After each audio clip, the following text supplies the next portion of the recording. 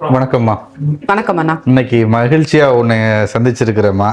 ஏன்னா ரொம்ப நாளா மனம் விட்டு பேசணும், உங்களை மாதிரி எனக்கு தெரிஞ்ச ஒரு சிறந்த கலைஞர்கள் நீங்கள்லாம் உங்கள்கிட்ட பேசணும் அப்படின்ட்டு ரொம்ப நாள் ஆசை. அதுக்கு இன்னைக்கு நேரம் கூடி வந்ததா நினைக்கிறேன். மகிழ்ச்சி. ரூபா, உங்களை பற்றி அறிமுகம்ன்றது இந்த அமீரகத்தில் நிறைய பேர் கொடுக்கவும் தேவையில்லை, முகம் பார்த்தாலே எல்லாருக்கும் தெரியும். முதல்ல நம்ம ஒரு நாடகத்தில் நடிக்கும்போது அறிமுகமானோம். அப்பயும் கூட வணக்கம் வணக்கம் அதோட இருந்தது. எப்போ நான் வியந்தேன்னா, அந்த நாடகத்தின் ஒத்திகை கால இடைவேளையில் ஒரு நாள் நீங்கள் வெளியூர் பயணம் போயிருந்தீங்க. சரி. போயிட்டு அங்கேருந்து ஒரு ஃபோட்டோ போட்டீங்க. அதை பார்த்ததுமே நான் பிரம்மாண்டமாக ரசிக்க ஆரம்பிச்சிட்டேன். ஏன்னா சின்ன வயசுல இருந்தேம்மா, சின்ன பிள்ளைய பஸ்ஸில் போகும்போது டிரைவர் பக்கத்தில் உட்காந்து வண்டி ஓட்டுவோம் நாங்கள்லாம். அவர் ஓட்டுறார், அவருக்கு ஈர்ப்பு போடுறப்ப நாங்களும் போடுவோம். இந்த வண்டி வாகனம் இதெல்லாம் பெரிய ஈர்ப்பு என்னை மாதிரி ஆட்களுக்கு.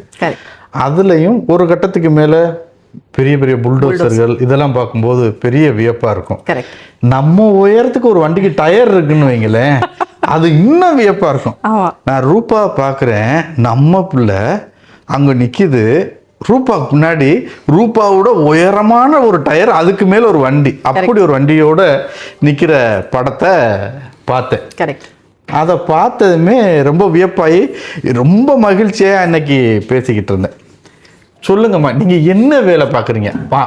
நான் இந்த உலகத்துல இங்க பார்த்தவங்க எல்லாரும் அவ்வளோ வடிவா அழகா நளினமா நடனம் ஆடுற ரூபாவை தான் நிறைய பேருக்கு டக்குன்னு மனசுல பதியும்.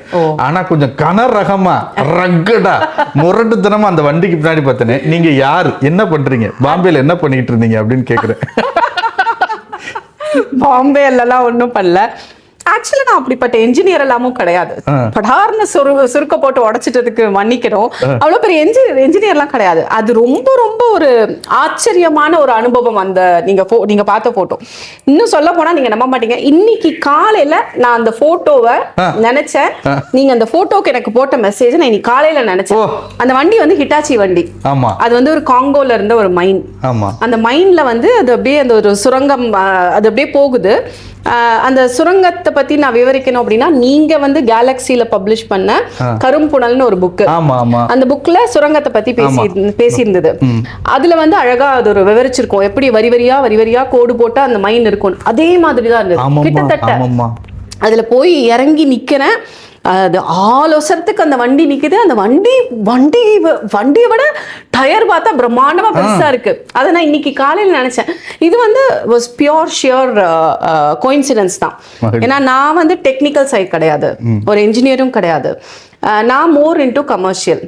என்னோட வேலை வந்து, நான் கமின்ஸ் அப்படிங்கிற ஒரு கம்பெனியில் நான் சேனல் கேப்பபிலிட்டிஸ் லீடராக இருக்கேன். அப்படின்னா என்ன அர்த்தம் அப்படின்னா, டிஸ்ட்ரிபியூட்டர்ஸ், டீலர்ஸ், ஏஜென்சிஸ் அவங்களெல்லாம் வந்து மேனேஜ் பண்ணுறது, கான்ட்ராக்சுவலி அவங்க சரியா வேலை பண்ணுறாங்களா இல்லையா, அவங்கள நம்ம ரெக்ரூட் பண்ணுமா இல்லை டெர்மினேட் பண்ணுமா, அந்த மாதிரி நிறைய பர்ஃபார்மன்ஸ் அதெல்லாம் பண்ணுறது. பட் ரீஜன் வாஸ்ட், ஆப்பிரிக்காவையும் பார்க்குறேன், ஆமாம் சென்ட்ரல் ஆப்பிரிக்கா. அப்படிப்பட்ட அந்த ஒரு டிஸ்ட்ரிபியூட்டர் அங்கே இருக்காங்க. அவங்களோட கேப்பபிலிட்டியை பார்க்க போன இடத்துல இதை பார்த்தது தான் அந்த சம்பவம். சிறப்பு. அது என்னோட பாக்கியம் தான் நான் சொல்லேன். ஃபர்ஸ்ட் ஆஃப் ஆல் அந்த ஏரியாவுக்கு யாரும் போறது இல்லை, காங்கோ. அதுதான் நான் பேசுற குறுக்கிடுறதுக்கு மன்னிக்கணும். அதுதான் நான் ரொம்ப ரசிச்சது. சினிமாவில் மட்டும்தான்டா இதெல்லாம் பார்த்துருக்கோம். இந்த அந்த அந்த மண்ணின் நிறமே, அந்த மண்ணின் அந்த போட்டோ கண்டிப்பா இந்த யூடியூப் வீடியோ போடும்போது அந்த போட்டோ போடுவோம். அந்த மண்ணின் நிறமாகட்டும், அந்த பயணம் சினிமாவில் பார்த்ததுல ஏய் நம்ம பிள்ளைய பார்ப்பா இங்க நிக்குது அப்படின்ற மாதிரி ரொம்ப பெருமையா இருந்துச்சுமா. ரொம்ப மகிழ்ச்சி, ஆச்சரியமா இருந்தது. அப்படியே வியந்துதான் அந்த வண்டியெல்லாம் நானும் பார்த்துட்டு இருந்தேன். அதுல இன்னும் என்னன்னா, எனக்கு வண்டி மேல போறதுக்கான ஒரு அனுபவம் கிடைச்சது. அப்ப சொன்னாங்க, நீங்க போணுமா பாத்துக்கோங்க, ஏன்னா பூட் எல்லாம் வேற சேஃப்டி பூட் போட்டிருக்கோம், அது வேற ஹெவி, நம்ம கணத்தை விட அதோட கணம் வேற இருக்கு, இதெல்லாம் சுமந்துட்டு நீங்க மேல இல்ல எனக்கு போய் ஆகணும் அப்படின்னு சொல்லி மேல ஏறி அங்கிருந்து கீழே பார்க்கும்போது அது இன்னொரு வித்தியாசமான ஒரு அனுபவமா இருந்தது. அதெல்லாம் நிஜமாவே ஒருத்தரும் சான்ஸ் கிடைச்சா ஐ திங்க் அனுபவிச்சுதான் ஆகணும். அண்ட் ப்ளீஸ் ட்ரை பண்ணுங்க, பயப்படாம. கிடைக்கிற வாய்ப்பை விட்டுறக்கூடாது, அந்த நேரத்துல பண்ணிடணும். நான் புல்டோசர் லைசன்ஸ் எல்லாம் வாங்கணும்னு ஆசைப்பட்டேன் ஒரு காலத்துல. ட்ரக் வரைக்கும் போனேன். எனக்கு என்ன அந்த எதுவும் ஓட்டி லைசன்ஸ் வாங்கணும்னு ஆசைப்பட்டேன். மகிழ்ச்சி, அது இருக்கட்டும்மா. இதை கேட்டதிலே நிறைவாயிடுச்சு எனக்கு. அடுத்து நான் நாடகம் அப்படின்னு ஆசைப்பட்டு உள்ளே போய் அமீரக குறுநாடக விழாக்களில் கலந்துக்கிறக்காக உள்ளே போனப்போ நமக்கு இன்ன வரைக்குமே ஒன்றும் தெரியாது தான்.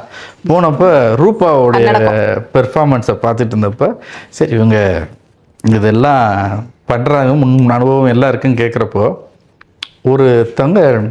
ஒரு இடைச்சர்களாக ஒன்று சொன்னாங்க, இப்போ அவங்க வந்து மௌலி ட்ரூப் அப்படின்னாங்க. இது மௌலி ட்ரூப்பா? ஏன்னா நான் ரொம்ப ரசிக்கிற ஒரு கலைஞன் வந்து மௌலி. குறிப்பாக அந்த ஏரோப்ளேனில் ஏறி நாதஸ்வரத்துக்கெல்லாம் விளக்கம் சொல்லுவார் பாருங்க. அதெல்லாம் இன்ன வரைக்கும் ஒரு பார்க்கணுன்னா பார்க்குற ஒரு இது. எப்படிமா அந்த பயணம் தொடங்குச்சு? நீங்கள் பணி சார்ந்தது வேற, கலைத்துறையில் மௌலியோடைய குழுவில் இருந்தீங்களா, அதை பற்றி சொல்லுங்க. அவரோட பிரதர் காந்தன் சாரோட ட்ரூப்ல தான் இருந்தேன் நான். மௌலி சாரோட டைரக்ட் ட்ரூப்ல இல்ல. ஆனா அவரோட டைரக்டா பண்ணது தூர்தர்ஷன்ல ஒரு நாடகம் பண்ணியிருக்கேன். அதுல ஆனா கூட நடிச்சது வைஜி சார். ஆமா. ஸோ அதுதான் ஒன்று மௌலி சாரோட பண்ணியிருக்கேன். பட் நான் காந்தன் சாரோட ட்ரூப்ல தான் நிறைய பண்ணியிருக்கேன். எங்க அப்பாவுக்கு நாடகத்துல நடிக்கிறதுக்கு ரொம்ப பிடிக்கும். எங்க அப்பா வந்து விமலாரமணி அவங்க ட்ரூப்ல நடிச்சிட்டு இருந்தார். அவரு நடிச்சிட்டு இருந்த டயத்துல தான் கோவை சரளா அம்மா வந்து அங்க நடிச்சிட்டு இருந்தாங்க. ஸோ அப்பாவும் கோவை சரளா அம்மாவும் கூட நடிச்சிருக்காங்க. ஜோக்கா சொல்லுவாங்க, அப்பா அம்மா என்னை கல்யாணம் பண்ணிட்டு முதல்ல கூட்டிட்டு போன டிராமாவே உங்க அப்பா வந்து கோவை சரளா லவ் பண்ணிட்டு இருந்தாரு அப்படின்னு எங்க அம்மா வந்து விளையாட்டா சொல்லுவாங்க. அவருக்கு ரொம்ப இன்ட்ரெஸ்ட். அண்ட் டான்ஸ் அப்படின்னு நிறைய வந்ததுக்கு அப்புறமும் அபிநயம் சார்ந்தது தானே ஒரு நாடகம். ஸோ அதுல எப்பவுமே ஒரு ஈடுபாடு இருந்தது. ஸ்கூல்ஸ்ல டிராமாஸ்ல பண்ணியிருக்கேன். ஆனா அப்புறம் ஆப்பர்ச்சுனிட்டிஸ் வெளியில போய் பண்ற அளவுக்கு ஒரு ஆப்பர்ச்சுனிட்டி இல்லை. அது ஒரு கன்சர்வேட்டிவ் ஃபேமிலியா என்ன ஏதுன்னெலாம் தெரியல. ரொம்ப வெளியில போய் பண்றதுக்கும் வந்து ஒரு கூச்சம் இருந்தது. ஆனா சென்னைக்கு மாறி வந்ததுக்கு அப்புறம் ஒரு வேலைன்னு நானே எடுத்துட்டதுக்கு அப்புறம் சரி நம்ம என்ன பண்ணலாம், நம்ம இன்னும் நிறைய நம்மளே படிச்சுக்கிறதுக்கு நிறைய இருக்கே. சென்னையில அந்த மாதிரி ஆப்பர்ச்சுனிட்டிஸ் நிறைய இருந்தது. ஸோ ஃப்ரீலான்ஸ் டான்ஸரா நிறைய பெரிய டான்சர்ஸோட ஆடினது உண்டு. அப்படி பண்ணும்போது நான் போய் சேர்ந்த நாடக கூட்டம் தான் காந்தன் சாரோட டிராமா ட்ரூப்ல. கிட்டத்தட்ட ஒரு 1-2 வருஷம் அவங்களோட நிறைய பயணம் பண்ணியிருக்கேன். அப்பெல்லாம் பொம்மல் கே சம்பந்தம் வந்த டைம். ஆமா. ஸோ அதெல்லாம் நாங்க பார்த்து ரிலேட் பண்ணி நிறைய பண்ணதுண்டு. நிறைய ஸ்டேஜ் டிராமாஸ் பண்ணியிருக்கோம் அந்த டயத்துல. ஸோ அப்படி கிடைச்ச அந்த பெரிய ஜாம்பவான்களோட கையில கிடைச்ச எக்ஸ்பீரியன்ஸ் தான் எனக்கு வந்து மேடை நாடகம் ஓடுது. மகிழ்ச்சி. அப்புறம் ஆஸ் டேஸ் கோஸ் பை அப்படிம்பாங்கல்ல, அது நாடு விட்டு வந்தாச்சு. தேடலோடு இதுவும் கூடவே. ஆமா. ஆனா அதை நான் மற்றவர்களுக்கும் உங்களுக்கும் உள்ள வேறுபாட்டை பார்க்குறேன். பொருளாதார தேடல் அப்படின்னு நம்ம ஓடுறோம், அதுக்கிடையில் வாய்ப்பு கிடைக்கிறதுல முயற்சி பண்ணுறோம், அதை செய்யணும்னு ஆசை இருக்குது, செய்கிறோம்.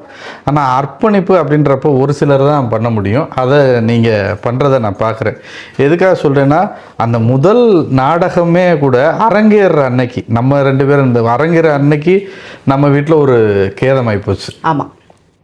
அப்போ ரூபா வர்றதை பார்க்குறேன், கண்ணீரும் கம்பளையுமா வருது. ஏமா அப்படின்னா கூட ஏமா வேணாமே அப்படின்றப்ப இல்லை நான் பண்ணிட்டு போயிடுறேன் அப்படின்னு சொல்லிட்டு பண்ணீங்க. அப்போ தான் அந்த கலையின் மீது ஒரு அர்ப்பணிப்போ அதை நேசிக்கலைன்னா நம்ம அதை செய்ய முடியாது இல்லையா? அதை பார்த்து அதுக்கு முதல்ல அதுக்கு மகிழ்ச்சியும் வாழ்த்துக்களும். அது தொடர்ந்து இருக்கட்டும். கலைவாணி அருள் உங்களுக்கு. அடுத்ததாகமா நடிப்பு, இது ஒரு துறை, தொழில் சார்ந்து நீங்கள் சொல்லிட்டீங்க உங்கள் துறையை பற்றி, தலைமை பொறுப்பில் இருக்கீங்க. பொதுவாகவே அது தனிப்பட்ட குணம்தான் அந்த தலைமை பொறுப்புன்னு. நான் பார்த்த பல விஷயங்களில் ரூபா ஒரு தலைமை தாங்கியாக தான் இருக்கிறாங்க. ஆனால் அதில் எந்த இடத்துலையுமே நான் ஒரு அதிகார மனப்பாங்க பார்த்ததே இல்லை. கூட்டத்தோடு கூட்டமாக இருக்கும், ஆனால் வேணுங்கிற வேலையை நடத்தி காட்டிடுவீங்க. இது எங்கே நான் ரசித்தேன்னா அன்பே சிவத்தில். அன்பே சிவம் அந்த ப்ராஜெக்டை பற்றி சொல்லுங்கள். எப்படி அந்த இது வந்தது, எப்படி பண்ணீங்க? அது ரொம்ப ஒரு அபூர்வமான ஒரு ப்ராஜெக்ட் தான். ரொம்ப ஆசைப்பட்டு பண்ண ப்ராஜெக்டும் கூட. இந்த ரெண்டுமே, ஒன்று அபூர்வம், ஒன்று ரொம்ப ஆசைப்பட்டு பண்ண ப்ராஜெக்ட். ஏன்னா என்னை கூப்பிட்டு கொடுத்த போது எனக்கு என்ன தோணுச்சு அப்படின்னா, ஓகே எனக்கு கெப்பாசிட்டி இருக்கு அப்படின்னு நினைச்சுதான் ஒருத்தர் நம்பி இந்த ப்ராஜெக்ட் எனக்கு கொடுக்குறாங்க. அப்ப அதை நான் மனப்பூர்வமா முழுசா பண்ணணும்.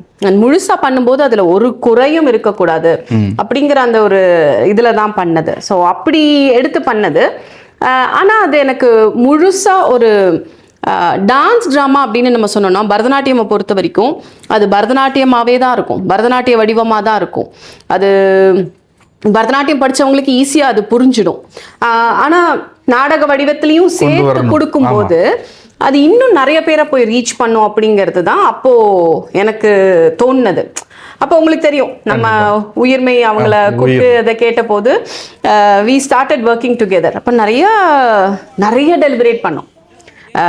நிறைய அந்த இடத்துல எங்களுக்கு மிஸ் அண்டர்ஸ்டாண்டிங்னு சொல்ல மாட்டேன், பட் டிஸ்அக்ரிமெண்ட்ஸ் இருந்தது. இல்ல இதை இப்படி பண்ணா நல்லா இருக்கும், இல்ல அது அப்படி பண்ணா நல்லா இருக்கும்னு நிறைய எங்களுக்குள்ள டிஸ்அக்ரிமெண்ட்ஸ் இருந்தாலும், பட் we decided that இல்ல ஒரு காமன் ஸ்டாண்ட் எடுத்து அதை பண்ணுவோம், அப்பதான் அதுக்கு ஒரு முழுமை கிடைக்கும் அப்படின்னு. இவென்ச்சுவலி என்ன ஆச்சு, எங்களுக்கு வந்து அந்த கோல் ஃபிக்ஸ் ஆயிடுச்சு. அது கரெக்டா ஆனதுக்கு அப்புறம் ஒரு முடிவுல இறங்கி வந்தாச்சு. அந்த வேவ் லென்த்துக்கு வந்ததுக்கு அப்புறம் அதுல இருந்து பின் வாங்குறதா இல்லை. ஸோ அது ஒரு ரொம்ப பிடித்து ரொம்ப ஆசையாக ரொம்ப மனப்பூர்வமாக பண்ண ஒரு ப்ராஜெக்ட் தான். அண்ட் அதில் சேர்ந்த குழு எங்கள் கூட பண்ண அந்த டீம் வந்து பிரில்லியன்ட், எக்ஸ்ட்ரீம்லி. அண்ணா இருந்தார், லக்ஷ்மி, சரிதா, கௌஷல்யா, சொல்லிக்கிட்டே போகலாம் பேர். எல்லாரும் இருந்தவங்க எல்லாருமே வந்து எக்ஸலண்ட் க்ரூ. எகேன் இப்போ அண்ணா சொன்னார், ஒரு குவாலிட்டி, ஒரு அதிகாரத்துவம் இல்லாத மாதிரி இருந்தது. இவங்க யாருக்கிட்டையும் அதிகாரத்துவம் காட்ட வேண்டிய அவசியமே இருக்கலை எனக்கு. ஏன்னா எல்லாருமே மனமுவந்து வந்தவங்க தான். அவங்க கிட்ட வந்து யாருக்கிட்டையும் அதிகாரம் காமிக்கணும்னோ இல்ல எதுவுமே தேவையில்லை. இப்ப இன்னைக்கு அவங்க பண்ணலையா, நாளைக்கு அதை அவங்க பண்ணிடுவாங்க, நாளைக்கு அதை பண்ணிடுவாங்க அப்படிங்கிற அந்த ஒரு பெரிய ஒரு நம்பிக்கை எனக்கு கண்டிப்பா இருந்தது.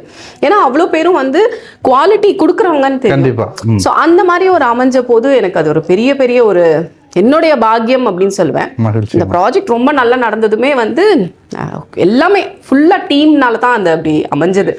இல்லைன்னா I don't think it would have happen. கண்டிப்பாமா, மகிழ்ச்சி. ஏன்னா அந்த நிகழ்ச்சி முடிந்த பிறகு தனிப்பட்ட முறையில் ஒவ்வொருத்தருக்குமே அது வந்து ஒரு குறிப்பிட்ட ஒரு அடையாளத்தை ஏற்படுத்தி தந்தது அப்படின்னு சொல்லலாம். உயிர்மை அப்படின்ற அந்த இரட்டை இயக்குனர்களில் தொடங்கி கடைசியாக வந்தார் என் மாப்பிள்ள ரிஷப் வரைக்கும் முழுமையான அர்ப்பணிப்பு. அவங்களால எவ்வளவு கொடுக்க முடியுமோ அதுல எந்த குறையும் இல்லாம கொடுத்ததுனால அது மிகப்பெரிய வெற்றி அமைந்ததுன்னே சொல்லலாமா. எனக்கு இன்னொரு கேள்வியும் உண்டு. ஊர் விட்டு ஊர் வந்திருக்கிறோம் எல்லாருமே. முக்கிய நம்மளுடைய தேவையும் தேடலும் நோக்கம் என்னன்னா பொருளாதாரத்திற்காக தான் நம்ம வந்திருக்கிறோம்.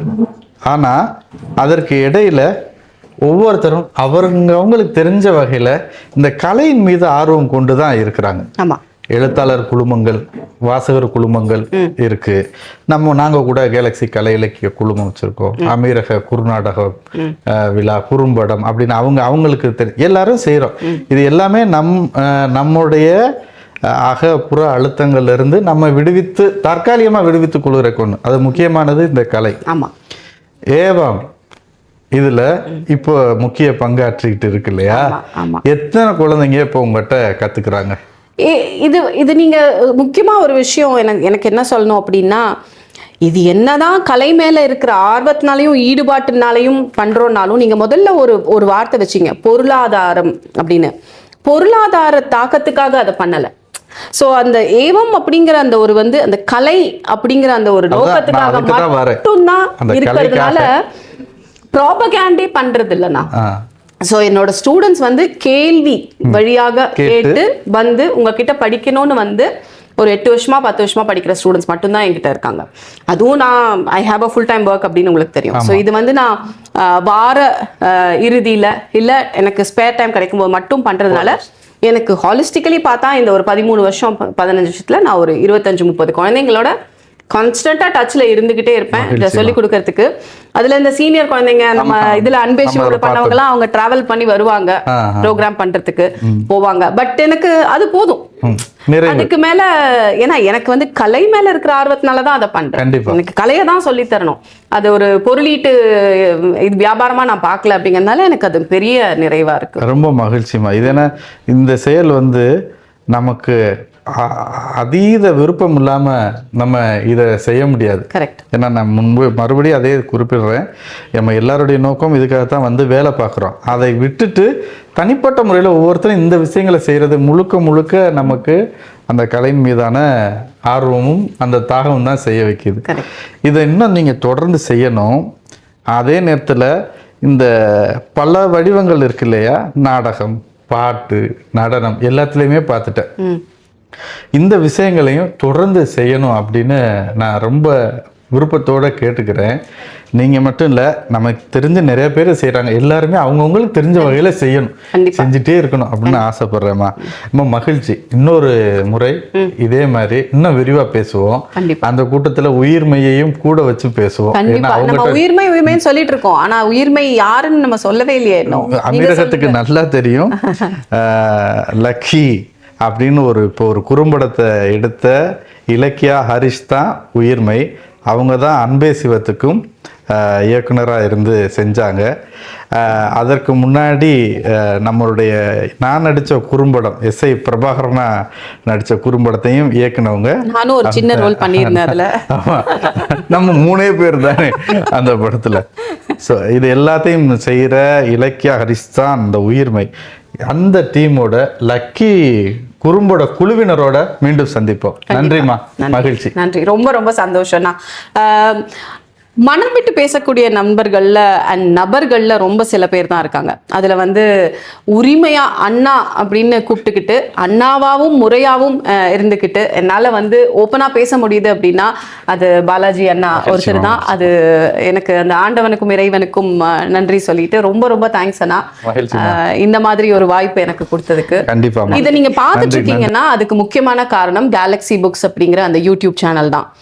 இப்போ அவர் சொன்ன அந்த லக்கி அப்படிங்கிற அந்த படத்தோட இன்டர்வியூவும் ரொம்ப அந்த குரூப்போட இன்டர்வியூவும் சீக்கிரம் வரப்போகுது. பட் இதெல்லாம் நீங்கள் பார்த்து அடிக்கடி தெரிஞ்சுக்கணும்னா நீங்கள் கண்டிப்பாக இந்த யூடியூப் சேனலுக்கு சப்ஸ்கிரைப் பண்ணணும், மறந்துடாதீங்க. நன்றி நன்றி நன்றி.